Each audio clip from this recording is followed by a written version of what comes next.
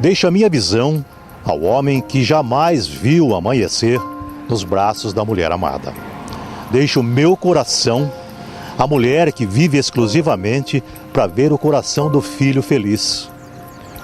Deixo meus rins àqueles que tiveram seus sonhos interrompidos, mas que ainda os cultivam. Deixo o meu pulmão ao jovem que quer gritar mais uma vez ao mundo: eu te amo. Deixo o meu fígado àqueles que não tiveram esperança na recuperação. Deixo ossos, pele, cada tecido meu, à criança que ainda não descobriu o que é viver por inteiro. A você, deixo o meu exemplo. Para minha família, deixo o desejo de ser um doador de órgãos. Para a vida, enfim, deixo um recado: nós vencemos.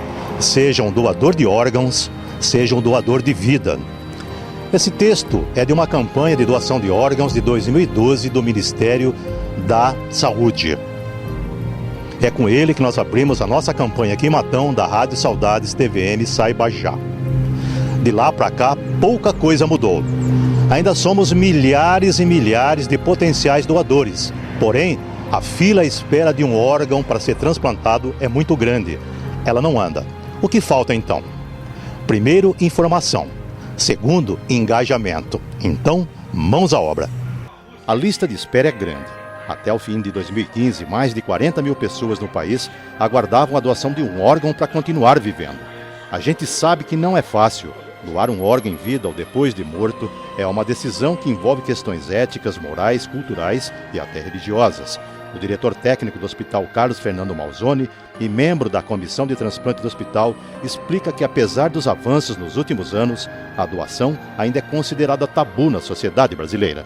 O transplante no Brasil atualmente ele está mostrando um avanço no número de doadores, apesar de haver ainda uma fila de espera, segundo dados do Ministério da Saúde, de mais de 40 mil pessoas ainda nessa fila de espera, sendo que mais da metade dessas pessoas são pessoas que estão esperando por um rim. O tamanho do tabu em relação à doação de órgãos é proporcional à falta de interesse e de informação da população sobre o assunto. Quais órgãos são possíveis de ser transplantados, por exemplo, é uma das dúvidas mais frequentes. Os transplantes intervivos, os mais comumente que são realizados é transplante de rim, transplante de fígado, né? Nesse caso não é todo o fígado que é retirado do doador, é uma parte do fígado que é retirado, medula óssea, outros tecidos, pele, músculo, tendões, né? Então você tira de uma pessoa doadora viva e passa para outra. No doador, naquelas situações em que a pessoa está em morte encefálica, você pode doar também rins, fígado, pâncreas, pulmão, coração e os outros tecidos também conforme a necessidade. A gente ou um parente nosso não precisa necessariamente morrer para ser doador de órgãos. Alguns órgãos ou parte deles podem ser doados ainda em vida. Os transplantes de órgãos intervivos, primeiro precisa haver uma compatibilidade sanguínea entre o doador e o receptor, além de uma série de outros testes que são realizados para ver se o receptor pode receber o órgão do doador e não ocorrer o fenômeno da rejeição.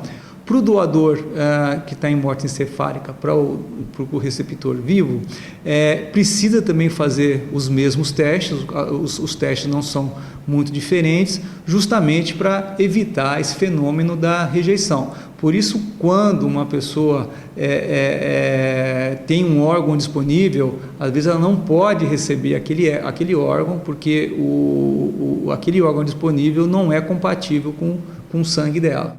Uma outra dúvida que gera polêmica e, por isso mesmo, algumas interpretações equivocadas em relação à doação de órgãos é a morte encefálica. O fato de o coração do paciente que teve a morte encefálica decretada estar batendo não significa que ele esteja vivo.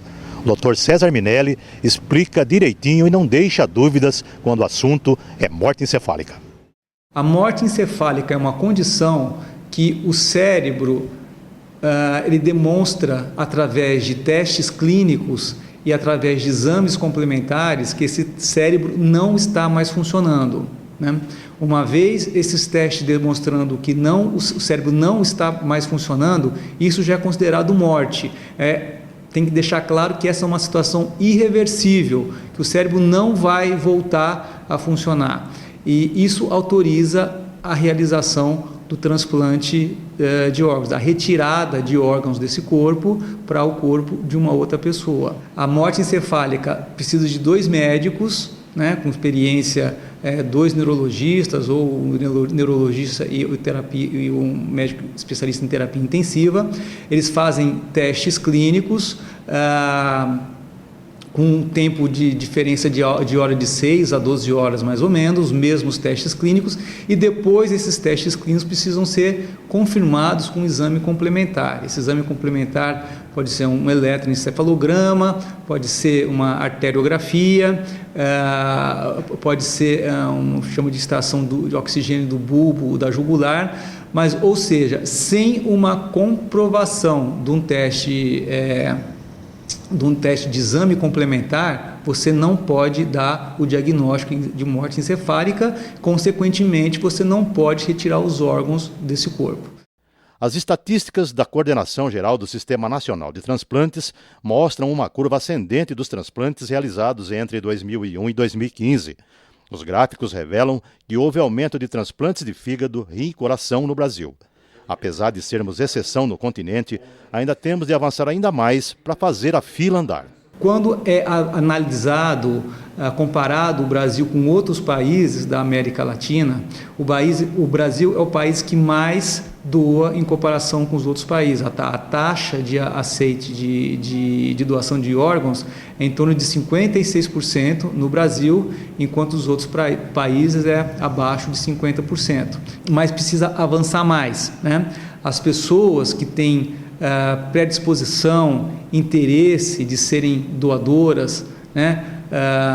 Elas precisam deixar esse desejo bem claro para os familiares, né? A gente sabe que é um assunto difícil de tratar no dia a dia, né? Mas havendo oportunidade, quando às vezes assistir um tema desse na televisão, uma reportagem de algum doador, a gente incentiva que a pessoa que tem interesse em ser doadora, que ela deixe bem claro isso para a família. Fala assim: olha, se acontecer uma tragédia comigo, ficar numa UTI, respirando só com aparelho, e for diagnosticado morte encefálica, gostaria que meus órgãos fossem doados. E voltando ao início da nossa reportagem, deixo a você o meu exemplo. Deixo para minha família o desejo de ser doador. Deixo para a vida, enfim, um recado: nós vencemos. Seja um doador de órgãos, seja um doador de vida. Se a pessoa tem um desejo de ser um potencial doador, primeiro que ela deixe, assistindo essa reportagem nesse momento, se não deixou claro para a família, deixe claro para a família agora. Se a pessoa acredita que a doação vai ser boa, né, mas ela está na dúvida se é um procedimento seguro, se ela está na dúvida se vai tirar órgão de uma pessoa ainda que tem um potencial de reverter o quadro, a gente orienta que essa pessoa se esclareça. Tem vários sites para ver isso daí. Nós no hospital temos uma comissão aliás, não só o nosso hospital, todo o hospital tem uma comissão de transplante para avaliar casos de potenciais doadores. E tem pessoas no nosso hospital que nós podemos esclarecer as pessoas que têm dúvida com relação ao processo de doação.